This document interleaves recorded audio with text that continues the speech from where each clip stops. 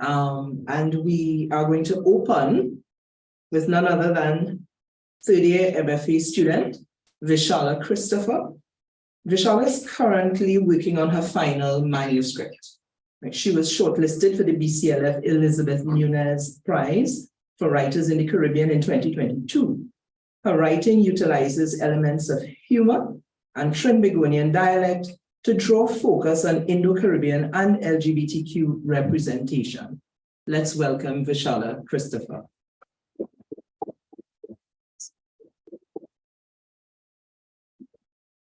Hi, thank you everyone. The story I'll be reading today is titled Home for Navaratri. Since we are in this auspicious time of Navaratri, I think this was the perfect story to open Campus Literature Week with. So I hope you all enjoy. I'm not sure if I'll be able to read the entire thing because it's quite long. So I'll try my best to read as much as possible. With an itchy bosom pulsing from her scratchy sari blouse and heavy jewelry, Nandini gripped onto the bunched up cloth in her lap, resisting the urge to claw at her chest. The monotone voice of the pundit rang through the speakers.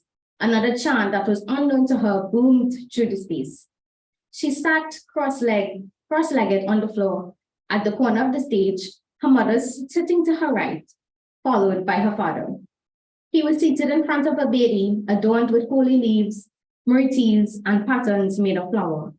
She watched as her father carefully decorated it with flowers of different colors, placing them in designated spots with an odd delicacy. Nandini turned to look around the room. Vibrant tones of orange and red cloth and flowered malas hung across the walls and ceiling.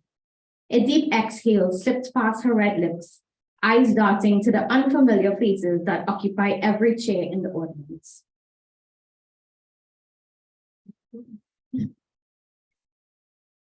Women were decked in saris, lehengas, and salwars of bright colors, the intricate gold patterns covering most of the material, a stark contrast to their male counterparts who opted for simple kurtas of either orange, cream, white, or gold. Nandini frowned, picking at her nails as she noticed that just from looking at the clothing of the woman, she could immediately average the price tags that were once attached to the outfits. She didn't dare attempt to move to the jewelry. She quickly averted her eyes away from the crowd in front of her and found herself staring into the eyes of the large Durga Murti that was crafted out of clay but looked just as gorgeous as those carved from stone. Captivated by her beauty, Nandini lost focus on what was happening around her. She felt a connection that she never experienced before, despite growing up in a Hindu home all her life. Countless auspicious times come and go, yet she would just do what she was told without batting an eye. But every year, she would always look forward to Navaratri festivities, 9 days of celebrating and praying to the Devis, despite the anxiety she got from performing puja with her family in front of the sea of judging eyes. Lost in her trance, Nandini failed to notice her mother turning her head to see her child engaged in a staring contest with their grandma. It was only when an elbow dug into her right side, sending a sharp pain across her ribs, that she turned to look at her mother. Sumitra shot her a disapproving look before leaning towards her. You didn't know it hurt to stare. Stop your daydreaming and pay attention. I have people watching me. And make sure you touch hands, it will make me look bad. Sumitra harshly whispered into Nandini's ear. She quickly regained her previous posture, her focus shifting back to the pundit's instructions. Nandini reluctantly placed her right hand on her mother's left shoulder once again, regaining the connection that was meant to be upheld for the entire duration of the puja. If her leg cramps were already harsh from sitting for so long, she was sure that the shoulder pains would not be kind to her either. As the pundit handed each of them a red hibiscus and asked them to close their eyes in prayer, Nandini spared a glance in Durga Ma's direction, mentally asking her to give her the strength to survive the rest of the night's events as she felt a flutter in her chest. Hours later, the long ceremony was over. Nandini and her family were finally able to step down from the stage and mingle with the crowd of devotees that gathered to welcome the start of Navaratri. Even though it went on for 9 days, the first and last days were always the height of excitement. Year after year, Nandini's family always sat on the first night for Devi Puja. This was the first time since she left to study in England that she was able to come home in time to observe Navratri with them. As her father, Rajesh, spoke with the officiating pundit about tonight's reading, her mother pulled Nandini in the direction of a huddle of aunties whose eyes and fake smiles were ready and waiting to welcome them both. Tara, you know how long me and see a girl? How you going? Sumitra greeted an older woman dressed in an exquisite purple sari. She wore a large necklace to accompany it, one that Nandini had never seen before, despite frequenting the various Indian expos to grace Trinidadian soil. She looked like she was an auntie straight out of a Bollywood movie. Tara smiled, opening her arms for Sumitra. Sumi, that is you. After a brief hug and a forced laugh between the two women, Sumitra reached behind her and grabbed Nandini's arm, pulling her to stand beside her. You're studying me, and if I is 8, look how big Nandi gets. And I bet you would have never recognized her if you see her walking in the road, eh? Tara turned to Nandini, who gasped and grabbed onto both of her hands. All Nandini could do was smile politely at the unfamiliar woman, bracing herself for the dreadful question she's been getting ever since she got back home. Well, look, thing, what a pretty. I sure you're married and have about 2 children already, and to me. Tara laughed, looking expectantly at Nandini. Sumitra's smile faltered, a look of shame flashing across her face before she regained her composure. Before Nandini could respond, her mother spoke for her.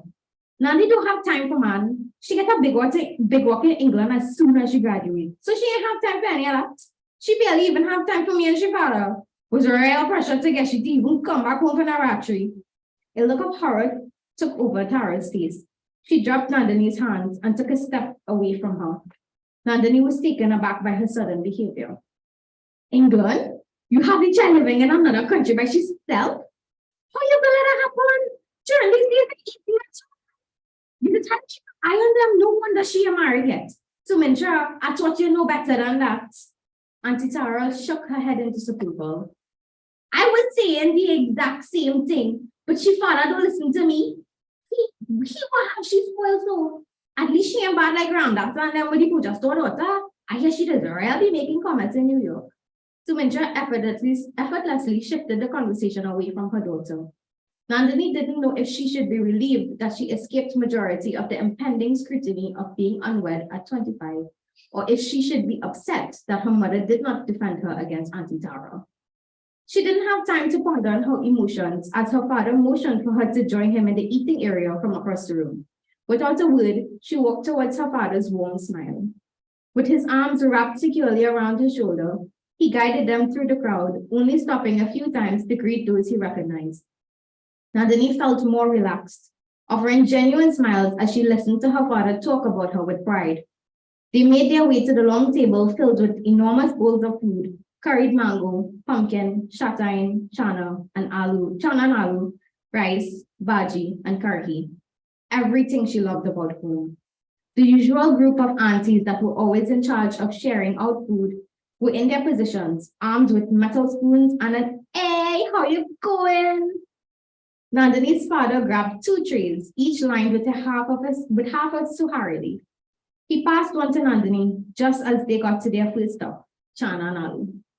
Auntie Minty already had her spoon filled with chana by the time Rajesh stood in front of her. Before he could utter a greeting, the spoon was emptied onto a corner of his leaf. Without missing a beat, Auntie Minty scooped up another spoonful, a mountain of chana and aloo waiting to be plopped onto Nandini's leaf. Raj boy, everything passed off nice, eh? Auntie Minty smiled, a gold tooth at the top right corner of her mouth immediately grabbing all their attention. That was new. Nandini rolled her bottom lip into her mouth, biting down with her top row of teeth. She could not laugh. Thanks to all your mints, all your real putting work over the past few days. We really appreciate it. Nandini's father was already in front of another pot when he responded. Auntie Minty laughed before her eyes took in Nandini, who gave an awkward smile. But Nandini, watch how big you is now. That's crazy. You lost out on your size very hard. Sorry. Auntie Minty exclaimed in a high-pitched voice, emptying the contents of her spoon onto Nandini's leaf before she could request a smaller portion. Nandini felt her throat tightening, but all she did was offer a polite smile in a soft, nice to see you, Auntie Minty, before moving closer to her father. He was already in conversation with Mango Auntie, who Nandini failed to recognize. She looked familiar, with her long brown hair neatly plaited down to her waist, bright red sindoor pasted into her middle part. She looked older and smaller than the other aunties at the table, and her voice was much calmer when she spoke. Once her father noticed the quiet presence next to him, he introduced Nandini to the old lady. You remember Nandini? She looked real different, eh? Nandi, this is Auntie Rashmi. Abhijit, the tall boy you went to primary school with? Dicey grandmother. Nandini's eyes lit up in recognition. Jeet's mother always walked him to school and picked him up every day since they lived close by.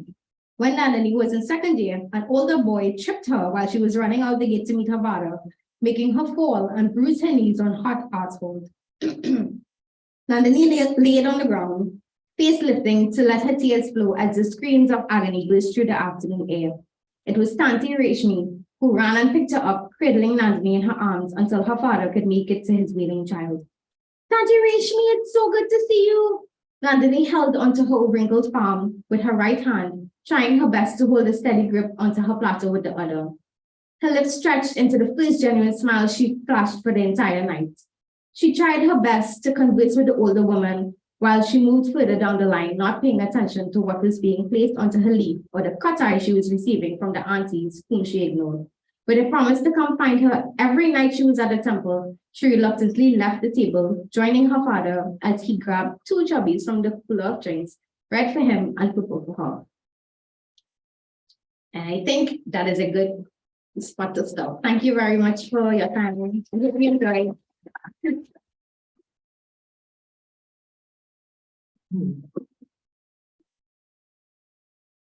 And thank you so much, Vishala, for helping us to enter that laboratory experience. A religious experience to be certain, but thank you for the injection of humanness, a lighter approach to all those family dynamics. So thank you very much. And I would like to now introduce Dr. Malcolm Cox. Dr. Cox is a lecturer at the University of the West Indies, St. Augustine campus, educated in Zimbabwe and the United Kingdom. Dr. Cox studied for his BA at Oxford and his PhD at King's College, London, for which he was awarded a prestigious AHRC grant. In 2014, he was elected to a postdoctoral research fellowship at Shakespeare's Globe. And prior to joining the UE, he taught at Royal Holloway, University of London, Central St. Martin's, and King's College in London. Here we have it, Dr. Malcolm Cox.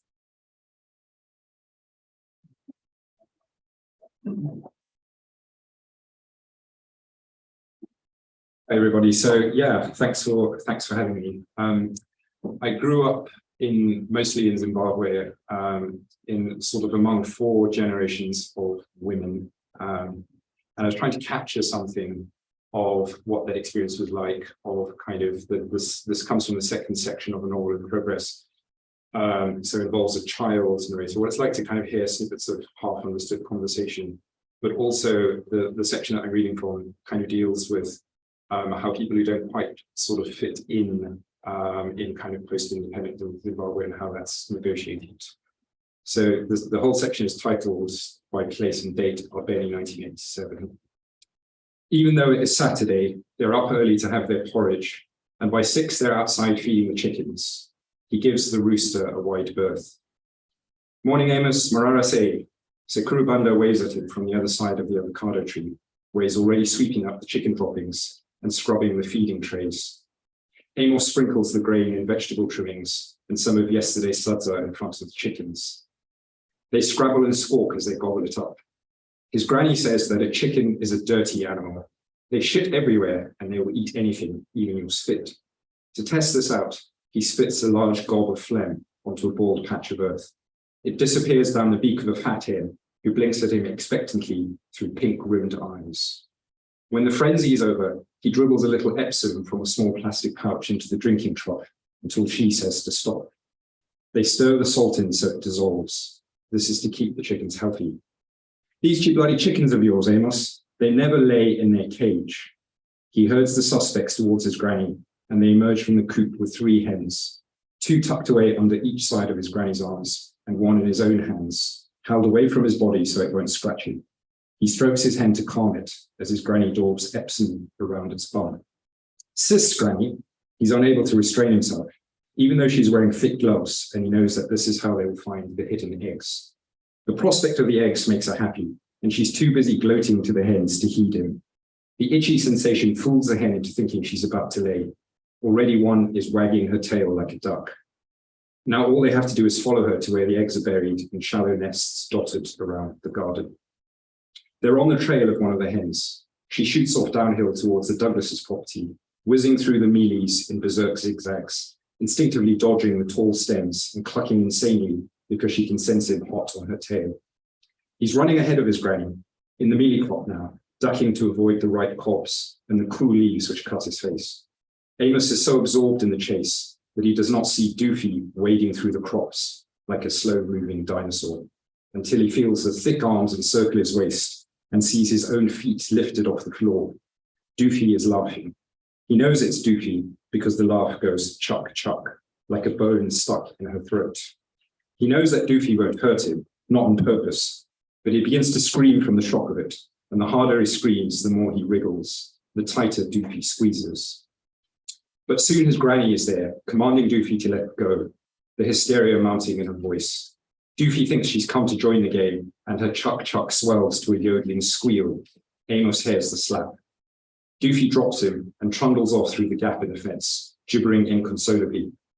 They find the hen exhausted, sitting on a nest with her feet splayed beneath her breathing labored, and her beak open in silent protest. By the end of the morning, they have 5 eggs. Madness runs in that family, the sisters say to one another, shaking their heads when they hear about how Doofy had nearly carried him off. It is the day before Easter, and the sisters have honed in on the house, dragging their broods and their reluctant husbands with them. His granny is telling the story while his aunts busy themselves, marinating, chopping, baking. His auntie Prudence slices through the onion, adding to the large pile on the table. His mother stands apart in the far corner of the kitchen, washing dishes. She's crying and he can feel the sting of the onions in his own eyes. Was I wrong to hit her, Sarah? His granny asks his mother. They should have locked that Doofy in the house, says Auntie Frida, elbow deep in turmeric and masala. She's quite harmless, Fried. His mother wipes onion tears from her eyes. It's not her fault. But there's definitely something there. 2 in one family, says Frida. They're cursed, says Auntie Prudence, who's the most superstitious of the sisters. When the conversation takes this turn, the sisters cluck in unison, and turn their faces askance. He knows this is to ward off bad luck and to signal that it is a topic they're not willing to discuss. But HD, who's the oldest and who does not stand for nonsense, turns coolly on the sibling. Honestly, Frida, anyone would think you've never been to school. His Auntie Jennifer, the peacekeeper and a nurse, pursues the medical argument. I think it's in their genes. Poor Mrs. Douglas, all those mad children. But look at this child of yours, Sarah, with his ears flapping. Amos, out. The next day is Sunday. His granny packs the eggs into a straw basket with some spinach from the garden and a pint of milk she soured herself, and tells him to take them to Mrs. Douglas. Tell her Granny Dogtree says to make an omelette for Ginger. The eggs are fresh from yesterday. We found some of them right under Ginger's window. It's like the chickens were saying, these eggs are for Ginger. There's also a packet of sweets for Doofy in the basket. He knows this is the real reason for his visit. She wants to make amends. He's been itching to go over to the Douglases on his own for as long as he can remember, but after the episode with Doofy, he feels afraid. Her brains are like porridge, but she won't hurt you. Just call Mrs. Douglas if she tries to grab you again. Mrs. Douglas takes the basket. She's saying something, but he cannot focus on her words. He has one eye trained on Doofy and the other eye on the door in case he needs to bolt. Doofy is wearing a dress, which she never does, and she's in a fidget. She squirms around on the sofa, half perched, half falling off, 3 fat fingers jammed in a small mouth, and she has this look about her, which makes him wish he'd not come. Her googly eyes crisscross the room a dozen times a second, always coming back to him. He tries to listen. There's a lot of tisking and tutting, and he knows he should be doing his best to look crestfallen, but he keeps coming back to Doofy. She picks self-consciously at her dress, and the ribbons in her hair, and tugs at the garters of her white stockings that are pulled up to her knees. The dress is too small and she looks silly. He cannot see her stomping through the mealies in that. It's one of those flouncy dresses for fairies, yellow but fading to a murky brown, with layers and layers of frills that are supposed to be translucent, but have become crusty with dirt and age. There is too much of Doofy's thick brown flesh and not enough dress, and she looks like a fat chocolate eclair with half the cream eaten away. The eyes in the dress and the strangeness of us all worry him. It's time to say his goodbyes. But Mrs. Douglas has him by the hand. The tisks and tuts die out, and the voice is plaintive, wheedling. She's asking for something, and he's in dangerous territory. But before he can bolt, a rosary is pressed into his hand. Just sneak in at the back and pray 1 decade, Amos, and try to get her to say the Apostles' Creed with you. He'd not banked on this, but there's no getting out of it now. Doofy senses a chance. Already she has him by the hand and is leading him to the door. Come on, Amos, come on, Amos. The church is full when they get there. He can hear from the rattles and drums and from the parnas that it is communion already, and they've missed the creed and most of the service. He hesitates in the vestibule, scanning the pews for a seat, holding tightly onto Doofy's hand. The singing sets her off, and a tuneless yodel soars full octave above the shrill soprano of the women. She shakes his hand out of hers, and he's relieved when Sister Agnes Gomo swoops in and leads them to a seat next to Mrs. Valakis, who lifts a beady eye from a hymn book to scowl at them from behind a veil. In her shop, Mrs. Valakis smiles and pulls his cheeks, playing with him, but his mother says that on Sundays, she's a force of nature, and now he understands. He slides in beside her on the pew, squishing against rolls of fat and folds of cloth, feeling safe under her enormous hat. Sister Agnes wedges Doofy in next to them and perches like a sentinel at the end of the bench. In a Sunday best, Mrs. Valakis looks like a great black crow at a funeral. Her hat is indigo with black crepe, and she wears it cocked, so that one side of her head looks heavier than the other. Her dress is black and shiny and pleated with endless folds. With every crescendo in the communion hymn, her chest heaves and wheezes, and the folds of her black dress rustle and shake, wafting the smell of mothballs towards them in fresh waves. Doofy is the tallest person on the bench, but Mrs. Valakis's warbling falsetto drowns out her yodel. Mrs. Valakis and sister will know what to do, and Amos relaxes into the mass. In the quiet time after communion, he gets Doofy to kneel with him, and while he says the prayers, the shopkeeper and the nun lean across them, talking in pious whispers. As the congregation coughs and Father Berry polishes the chalice, they listen to the squeaking high above them in the eaves. He mouths the words bats to Doofy. Soon everybody is singing, Go the Mass is ended. But when it comes their turn to peel out of their pews and join the exodus, Mrs. Valakis jabs him and flashes the whites of her eyes, and he knows this means not to go. The church empties, and still they keep their places. He looks left to Sister Agnes in grey, but below the veil of the face is blank with piety. He looks right to Mrs. Valakis, but she only raises a crooked finger across her mouth and squints a cut eye. He flicks through the Bible at his pew, turning pages at random, startling particles of dust from their sleep. From their sleep, and they dance green and red and incandescent before vanishing in the soft light that filters in from the window. A chubby-faced St. George looks down at him from the window, wan and serene, as the dragon rides at his feet. Doofy is still, watching with him. Then she drums her feet against the bench in front of them until Sister holds her legs. Her black school shoes have been polished. For a while, there's only an occasional echo from footfalls on the granite floor, the squeaking of bats and a regular whir of Doofy's low-growed gurn. When Father Berry at last bursts out from behind the sacristy, stately plump in a white surplice, Sister Agnes Gomo leaps up from her seat like a go-away startled from the treetops and stalks down the nave to meet them. They speak in low tones, and even though he cranes his neck to hear and see, he cannot make out what they are saying. Every now and then, Father Berry stops massaging the fat of his belly and looks sharply up at them. He can tell from the way that Sister's veil is bobbing up and down that she's excited. Then Sister Agnes and Father Berry approach them, and Mrs. Valakis' fingers dig into his arm. Sister Agnes whispers in the shopkeeper's ear, and then offers Doofy a long, thin hand. Doofy, come with us, please. Father Berry wants to talk. How old are you, my girl? Asks the priest. She's 13, Amos says into the silence. She's a little fat pudding, Father, and no mistake. My nephew's 14, and this one looks like she could swallow him whole, says Sister Agnes Goldman. 13, and none of the sacraments since baptism, says Mrs. Valakis conspiratorially. And is Doofy her real name?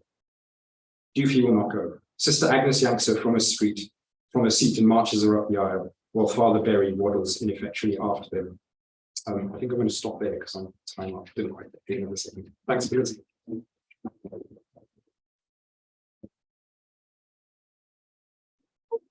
Thank you so much, Dr. Cox, for sharing from your novel. If I may say, the environment sounds suspiciously similar to how I grew up in Tobago. And though distant physically, there's certainly a shared ethos. So thank you very much for that. I am going to introduce our third reader, Tamara Ali, also known as the girl with the purple pen. She's a professional daydreamer and author of the young adult novel, Red Like Love. She's a first-year social work student at UE whose passion for social justice is often shown through her writing. Tamara spends most of her time penning novels and poetry that is both inspirational and relatable to Caribbean young adults. Tamara also uses her writing to represent hidden Caribbean culture, such as the LGBTQIA+ community, and is an advocate for mental health. Tamara Ali.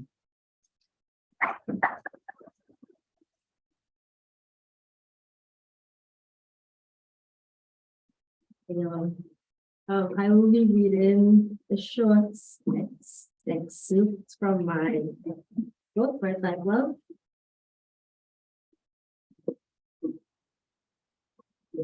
Sure, no problems. I never liked beaches. Sand getting stuck in places hard to get out. The sea just waiting to take your life. Sure, the scenery was always gorgeous, but I was never able to get past the thoughts of being captured by the waves. A beach to me was like hell. That's why I found it ironic when my mind drifted off to a beach, as my favorite childhood song played in the background of my thoughts. The blazing sun was hot enough to make the average person melt, but not me. The golden rays hit my skin in all the right places, making my skin glisten instead of sweat. As I sat, letting the warm sand stick to my thighs, I noticed a figure swimming in the distance. When I squinted, I recognized it to be Marina, my former best friend. At first, I didn't question why she was there. I didn't question why I was there. Her body moved so gracefully in the rough waters. She would dive underwater, shooting back up the air every now and then. In the clear blue sky above her, there was a rainbow that looked like it had been painted by fairies. "You coming for a swim?" Her voice whistled out. "I can't swim." "Yeah, you can. This is your imagination. You have control." "Or you could just dive into my arms. I wouldn't let go, I promise." Her voice was so sweet, I had no choice to believe her. I ran across the sand, skipping into the water. Marina was right. I did have control, enough to dive underwater with her. "Where am I?" I finally asked, as a million fishes circled our feet. "Your happy place. You don't recognize it?" "No, I've never been here before. Real life is always happy enough, I guess." "Well, not anymore, clearly. You can't just appear here. Something has to trigger you." After taking a few minutes to fully process everything, I asked, "So I dissociated?" "I don't know what that word means. I never heard it before." She half smiled. "But I hate the beach. Why is this my happy place? And why are you here? No offense, but why not my friends or something?" "I don't know, babe. I'm not a god. I don't have all the answers," Marina frowned, passing her wet hand through my hair. We swam in circles around each other, letting our skin touch. Marina splashed me with water, and before I knew it, we were having a water fight. "This is fun," I said, blocking my face from the splash attacks. "Duh, why you think it's called your happy place?" Marina eventually stopped trying to douse my head with water and swam closer to me. "How you feeling now?"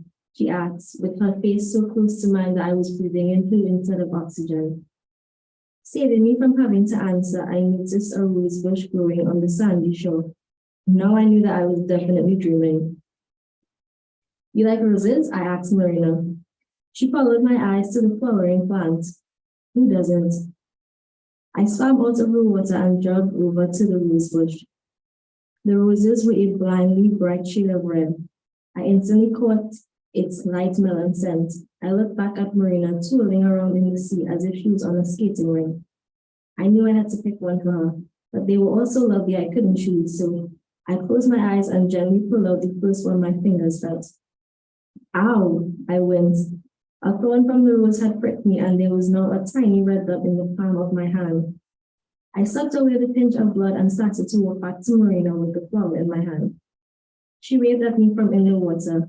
I could tell that she was excited about being gifted something almost as beautiful as her. As I tiptoed across the shore, something caught the corner of my eye. When I looked down, the soft sand now had drops of blood burning through its grains. I didn't know what else to do but run. I ran to Marina, who seemed to be disappearing under the water. Not wanting to let her go before I could give her the rose, I held it out. Marina, I shouted. Although she didn't respond, I could still see her face. The petals began to slowly fall one after the other. I felt a sharp pain in my hand where the rose was. When I looked down, there was a trail of blood running down my arm. My skin was peeling open and my wrist felt heavy holding the now nearly naked flower. Marina, Marina, I called out again, but it was too late. She was gone. I let go of the rose and my lifeless body fell to the blood-painted sand.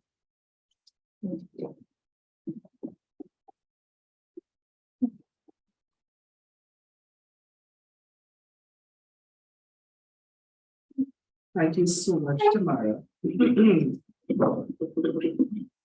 Thank you so much, Tamara, for sharing that very emotional scene. And now you've colored my vision of the beach now. So thank you for the emotional content and being brave enough to share that with us. Next, we have Dr. Travis Weeks. Dr. Weeks is currently lecturer, theatre coordinator at the Department of Creative and Festival Arts at the University of the West Indies, St. Augustine campus. Let's allow the richness of Dr. Weeks's work to introduce him further to us. Dr. Weeks.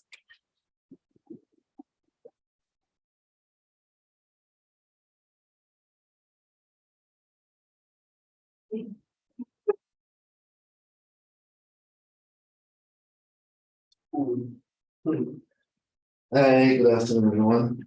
Thank you for having me. So, I am from St. Lucia, for those who do not know. And what I'm saying is because of the content of my work. I'd like to do a piece that I wrote after the first jazz festival, the first staging of the jazz festival in St. Lucia. And that was in 1992, I believe. This jazz festival was, at this first jazz festival, Wynton Marsalis played. That was an interesting experience. The poem is based on two events. One, the major site of the jazz festival is Pigeon Island. It's a little island just up Groseley. And it's an interesting history, Rodney and all that. And then, so I went there, but there's another experience that I had in that I went to an event in a small village where a folk band was playing. Now, I've always held the view that we had jazz in the Caribbean, that a lot of our folk musicians were actually playing jazz. They didn't call it jazz. So, let me do this poem called Let There Be Jazz. It's great, and it's dedicated to a Celestial jazz musician called Lusa Pastor. First part about the village musicians. That Friday, they opened the jazz festival. Chunks and the West Coast Band. Right in that sitting room turned dance hall down in Ansley, where I watched and listened. Chunks led the tale, voiced in sax. The horn, end-bent, curled to his demand, as he cursed the slavers corn their tracks, creating sound he could command. One old man, head bent in the corner, plucked his courage from the banjo string. Rattling his views, he faced the drummer, whose cymbals clanged and made hoops ring. The shack man seemed fast asleep if you searched his face. His peaceful soul was slowly drawn, emerged from deep search in the jungle. More beats to roll. And Chunks rose much higher this time. All the others followed, trusting his tone. They scaled new heights, a steady climb, with basic support, birth of rebellion. And Joan rode the rhythm out on the floor, her head held straight and eyes alight. It was back and forth, across and more. Chunks led her on right through the night. He led her back to the sugar mill, where faith had crashed with stalks of cane. Then through his horn, he blew until he filled her soul with life again. Those steps she took now without fear were strides that broke through shackles. Now with that horn, we all should dare to fight to win our battles.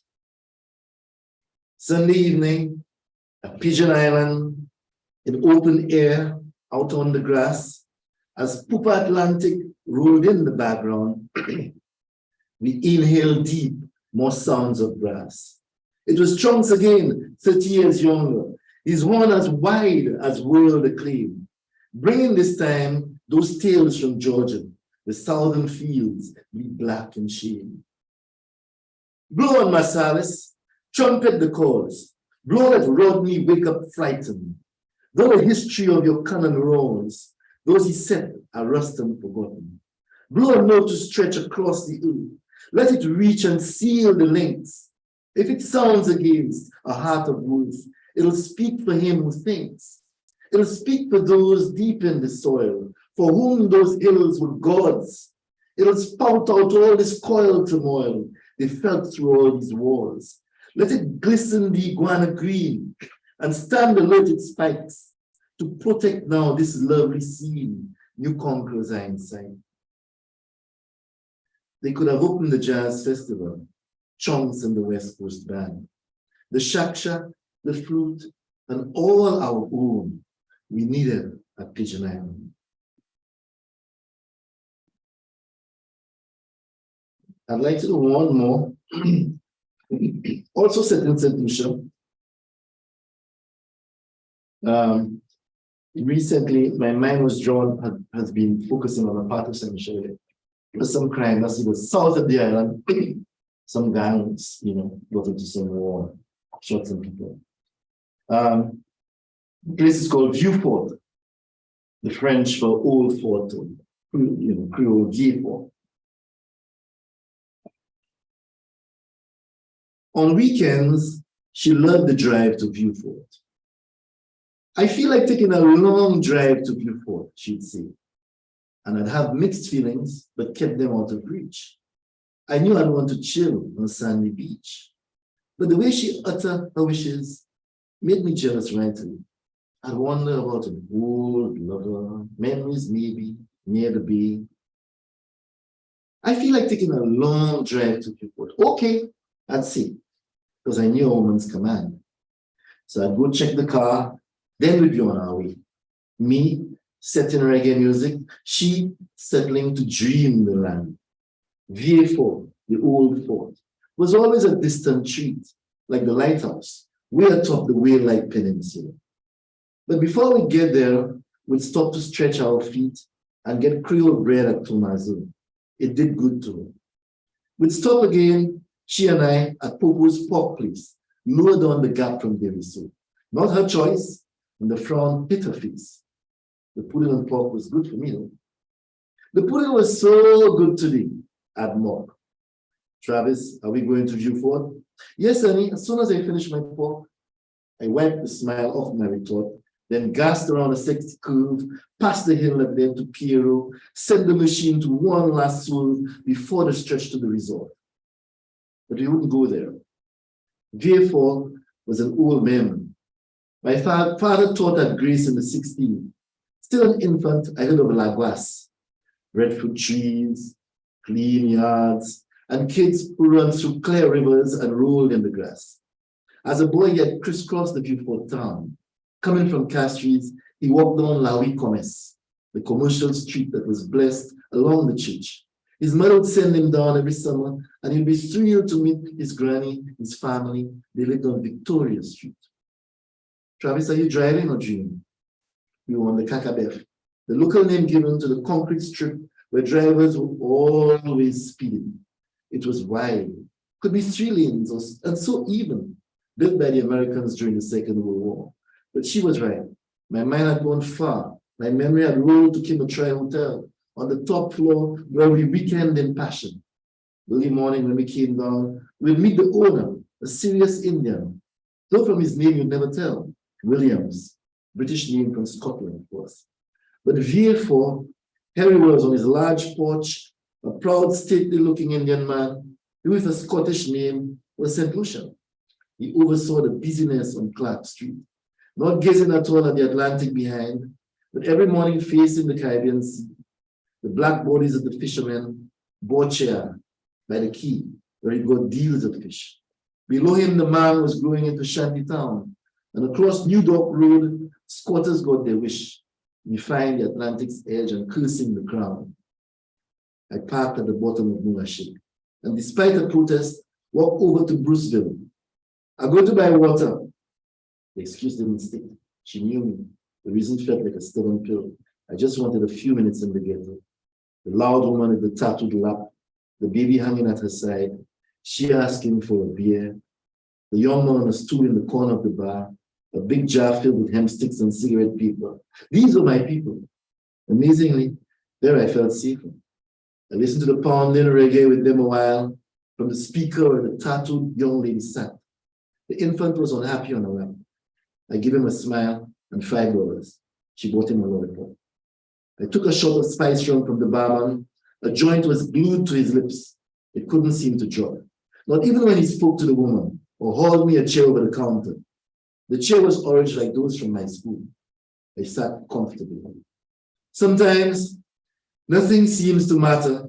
The music, smiles, and the scent of weed.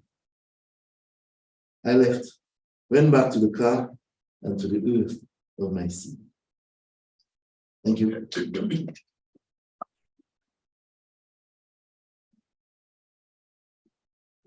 Thank you very much, Dr. Weeks. Thank you for so very vividly bringing back to me my previous experiences of St. Lucia. It was certainly a treat following the weave of the music, linking the past and the present, across seas, connecting histories and, the talent that our islands nurture, perhaps not always support. Thank you very much, Dr. Weeks.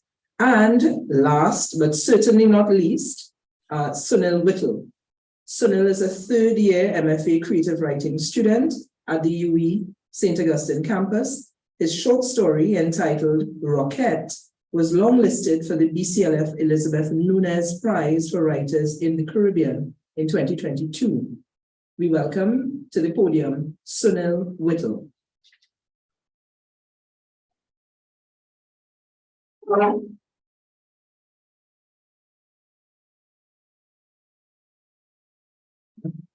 Good afternoon. The following is an excerpt from a story that I hope to include in my final manuscript, and it's currently called Fruit Flies, subject to change. Mornings like this, when the rain run over the hill to dance relentlessly on my old galvanized roof, I want to be curled up under a man, or maybe a manly woman, depending on if the it's sweet or it's salt. Not too possible though, not when you're living under your mother roof. And white Jesus watching you from every wall in every room. Not when your mother know everybody and everybody knows she. Not here in the Lean House. Not here in Aristotle. Never here in Aristotle. You'll soon find out things though. For instance, what not acceptable in the Lean House might be acceptable in the church after choir. Even might be acceptable under the bleachers behind the school. In the evenings, right at the edge of what was just the afternoon sun, more things were acceptable than one might think. Yes, even here in Aristotle, Whether or not they were right or wrong is a horse of a different color. A color that one could not readily see in the dark, dark blue, where somebody dressed pants melt into the shadows. An attempt to discern such a color might be thwarted by closed eyes and rough hands, giggles, and soft sighs. The only thing that might be clearly visible was the occasional soft glow of watch faces, as excuses could only make up for so many minutes late home for dinner. Tempting to happen here. The bartender Smitty reacted to some of his patrons who had been discussing a little girl in the newspaper Lost Traffickers. He polished his smooth, shiny bar top and went on very matter-of-factly about what went wrong and who was to blame and what he knew for sure. I know everything about everything in Aristotle. If it didn't cross Smitty bar, it never happened. He raised his hand into the air with a flourish. I, on the other hand, who had stopped in briefly to buy a stout for Miss Purdy, knew things for sure as well. Like, the people who quick to talk up their mouths are usually ones who know nothing at all, or at least, the very least. I put my errands down in the corner and wanted so much to respond to his smug face, beaming across the bar as if he had just discovered the cure to cancer. I stopped mid-stride and turned back to the corner so that I might compose myself. Something I learned from Miss Purdy, my grandmother, the self-crowned Queen of Aristotle. Good thing too, because I felt an electric heat crackle across my back and down my arm, where it would definitely have shot out my fingers if I had pointed at that stupid face and said, Smitty, you barely know the amount of shoes you have or the amount of toes you have to put in it, much less the comings and goings in Aristotle. You surely don't know what your son must be doing staying long to come with the wheelbarrow or ice when you're sinning. But if it don't cross Smitty bar, it never happened. Damn jackass. But I didn't. I did Miss Purdy well. I kept my own counsel, and I ain't cost nobody to shame my family. One day, though, one day, Kongote. The truth is, there was a whole other life that existed in Aristotle, and unless you stumbled across it, you'd never know it was there, very much alive and pulsing. One needed only really to slow down and observe the changing of the guard in the evening time. When pot done tuned down and people eased into their nighttime rituals and routines, there was Sister Nightlife, ready to embrace the moonlight. She had slipped on her night dress of scalloped lace and dreamy enchantments, held together by shadows, forbidden thoughts, and innuendo. As young ladies were having their scalps greased and plaits pinned down for sleep, and young boys were hurriedly polishing their shoes before their last cup of tea was replaced by a cuttass, Sister Nightlife took a deep breath and moved slowly, gently across Aristotle. She quietly gathered players, guards, watchers, and wannabes from backyards and from down shadowy paths. They climbed through darkened windows, crawled from beneath stairways, and most importantly, from deep in the corners of camphor-laden closets. Oh yes, there was a whole other life abound in Aristotle, inhabited by people who had some need or other that they needed met, a desire that they needed fulfilled, an itch that they needed scratched. One simply needed to look and see. Thank you.